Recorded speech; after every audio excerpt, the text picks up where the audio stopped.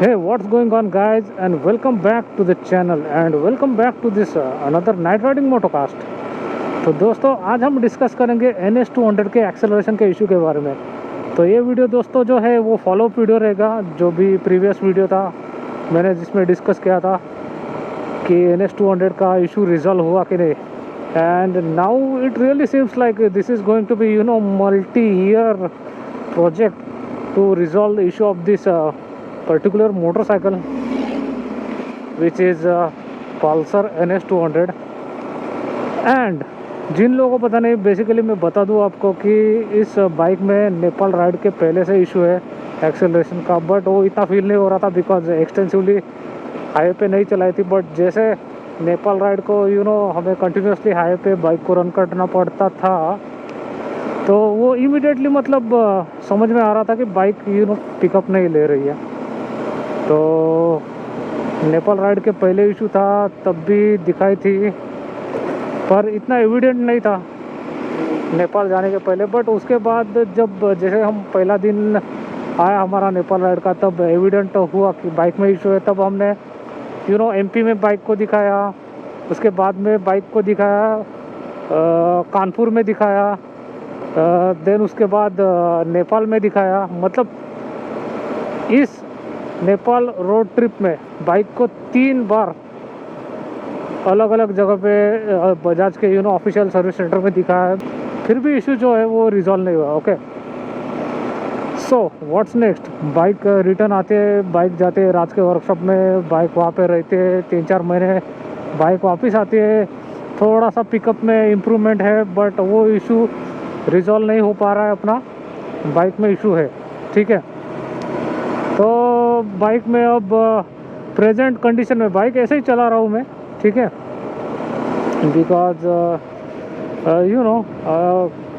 जब भी हाईवे पे बाइक चलते तब भी वो इशू मतलब ज़्यादा एविडेंट होता है, सिग्निफिकेंट लगता है। बट ऐसे मतलब छोटे छोटे रास्तों पे इतना एविडेंट नहीं लगता। और दूसरा जो एक मैंने नोटिस किया है इस इशू का कैरेक्टरिस्टिक्स, वो ये कि जब मोटर वार्म अप होते हैं तब ये इशू ज़्यादा अकर होने लगता है। जब मोटर ज़्यादा वार्म नहीं रहती तब ये इशू फील नहीं होता, मतलब बाइक प्रॉपरली एक्सेलरेट होते हैं motorcycle. Okay, now recently I got in touch with one of my old friend and उसके पास भी NS200 ही है। एंड ऐसे ही बातें करते करते सब्जेक्ट निकल गया कि उसके बाइक में भी सेम इशू है।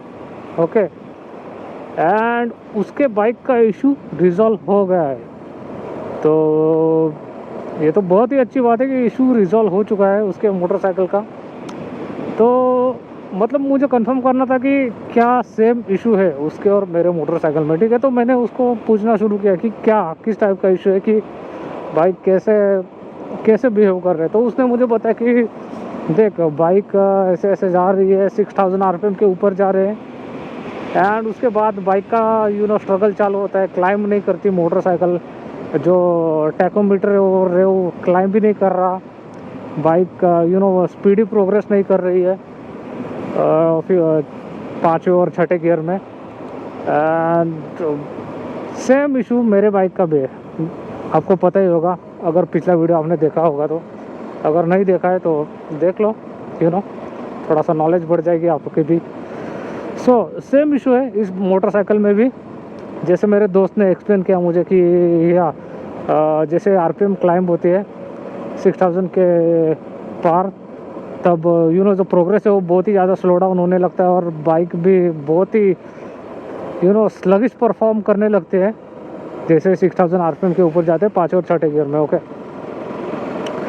तो सेम इशू है मेरे मोटरसाइकिल में भी। और अगेन उसने ये भी बताया कि 1-2 बार बाइक प्रॉपरली एक्सेलरेट होते हैं, but most of time bike progress नहीं करती। मतलब आप ऐसे कह सकते हैं कि 6000 RPM के पास कुछ तो ऐसा हो रहा है, कुछ तो ऐसा फ्लैट स्पॉट है जिसके वजह से बाइक इस डेड जोन में जा रही है।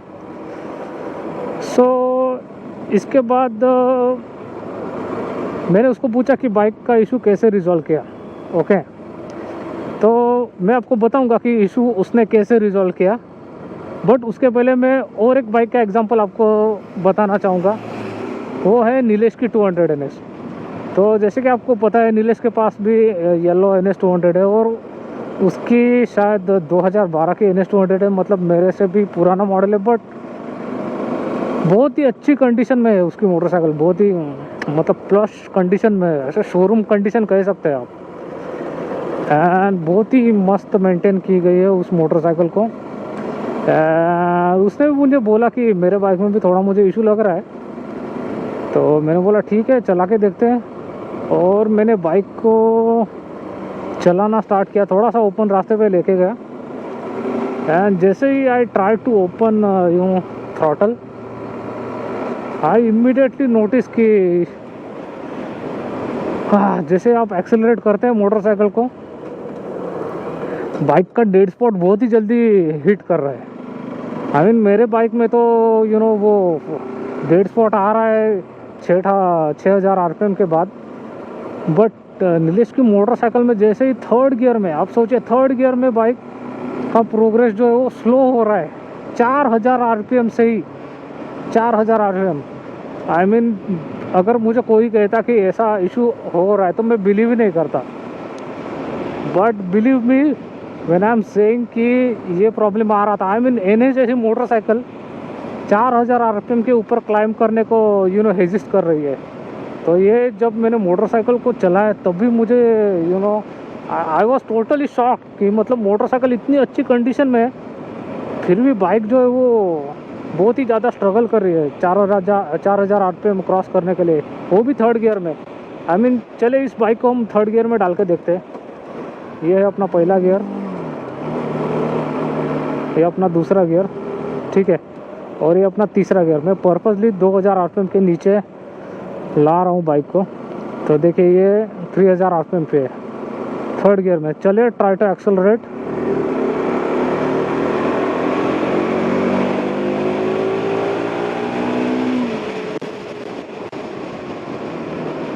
तो थोड़ा सा क्लच स्लिप हुआ, बट आप देख ही सकते हैं बाइक एफर्टलेस मैनर में प्रोग्रेस कर रही है 4000 RPM के आगे। एंड नीलेश के मोटरसाइकिल में ऐसे नहीं था यार, मतलब मैं सोच रहा था कि मेरी मोटरसाइकिल इतना स्लगिश परफॉर्म कर रही है, पर नीलेश की bike was struggling to even cross 4000 RPM, और बहुत ही स्लो प्रोग्रेस हो रहा था। इवन अगर आप नीचे देखते नहीं है, ठीक है, टैकोमीटर पे आप नहीं देख रहे, फिर भी आप फील कर सकते हैं कि बाइक बहुत ही स्लगिश परफॉर्म कर रही है, बिकॉज बाइक एक्चुअल में स्पीड गेन नहीं कर रही है। ओके, बाइक एक्चुअल में ही स्पीड गेन नहीं कर रही थी। एंड उसका भी इशू ऐसा ही है कि मतलब sometimes bike can progress properly, but other times it just fail to deliver expected performance. And मैं बहुत ही ज़्यादा शॉक हो गया उस मोटरसाइकिल का परफॉर्मेंस देख के। एंड मैंने देखा कि बाइक स्ट्रगल कर रही है 4000 RPM क्रॉस करने के लिए, तो मैंने मतलब उसके आगे मतलब भगाना कुछ सब मीनिंगलेस समझा, बिकॉज मैं दूसरे काम के लिए गया था वहाँ पे। तो नीलेश से ऐसे मुलाकात हो चुकी थी, सो देयरफॉर मैंने सोचा कि चलो अभी इस बाइक में भी इशू है, तो बाइक आगे नहीं जा रही है, तो मतलब कोई मतलब ही नहीं ना इसके आगे भगाने का। इस बात से दोस्तों कंक्लूड होता है कि बहुत सारे NS 200 में ये जो फ्लैट स्पॉट वाला इशू है RPM रेंज में, वो इशू बहुत सारे 200 NS में है एंड नीलेश के बाइक चलाने के बाद मुझे ऐसे लग रहा है कि मतलब ये जो फ्लैट स्पॉट है वो डिफरेंट RPM में अकर हो सकता है। मतलब जैसे कि आपको पता है मेरी मोटरसाइकिल में 6000 RPM क्रॉस करने के बाद आता है, वैसे मेरे दोस्त के मोटरसाइकिल में भी 6000 RPM क्रॉस करने के बाद आ रहा था, लेकिन नीलेश के मोटरसाइकिल में कब आ रहा था, नीलेश के मोटरसाइकिल में 4000 RPM के बाद ही आ रहा था, और वो भी थर्ड गियर में ही बाइक स्लगिश परफॉर्मेंस देना शुरू कर रही है नीलेश की। तो इससे हम ये कंक्लूड कर सकते हैं कि कि डिफरेंट मोटरसाइकिल्स, मतलब NS 200 he different NS 200 could perform worse in a different RPM band. Okay, तो अब मैं आपको बताता हूँ कि कैसे मेरे दोस्त ने उसके 200 NS का ये जो फ्लैट स्पॉट वाला इशू है वो रिजॉल्व किया। ओके, तो मेरे दोस्त ने बहुत सारे चक्कर काटे सर्विस सेंटर के, ओके। बट एक दिन क्या हुआ, वो सर्विस सेंटर को गया और वहाँ पे मेन मैकेनिक आया था, कोई बजाज का मेन मैकेनिक आया था, एंड उसने उसको बताया कि ऐसा ऐसा प्रॉब्लम है, ओके।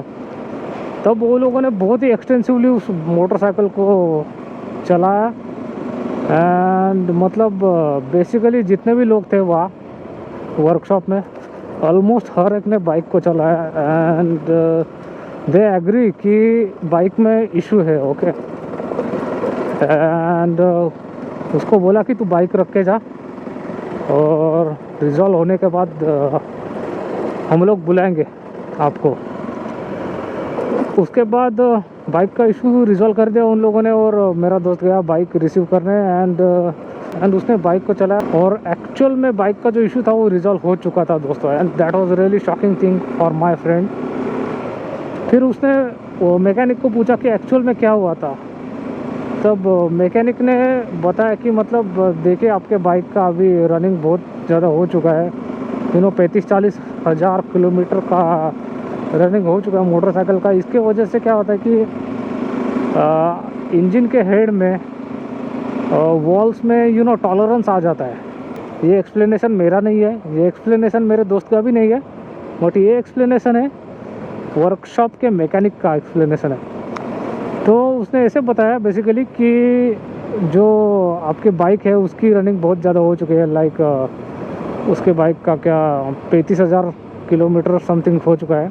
तो इतनी ज़्यादा रनिंग होने के बाद क्या होता है कि जो आपका हेड रहता है, हेड में जो वॉल्स होते हैं, ओके, जो 4 वॉल होते हैं, 2 इंटेक के और 2 एग्जॉस्ट के, तो ये जो वॉल होते हैं, देन रॉकर आर्म एंड जो कैम शाफ्ट होता है, इनकी जो एक्चुअल जो टॉलरेंस होता है वो वेरी करने लगता है इतने ज़्यादा रनिंग के बाद, ओके। मतलब वेयर एंड टेयर तो होता ही है ना, और इसके वेयर एंड टेयर की वजह से जो है वॉल में टॉलरेंस आ जाता है, और इस टॉलरेंस की वजह से जो आपका फायरिंग होता है पूरा इंजन का, compression, power and all this kinds of different kind of stroke,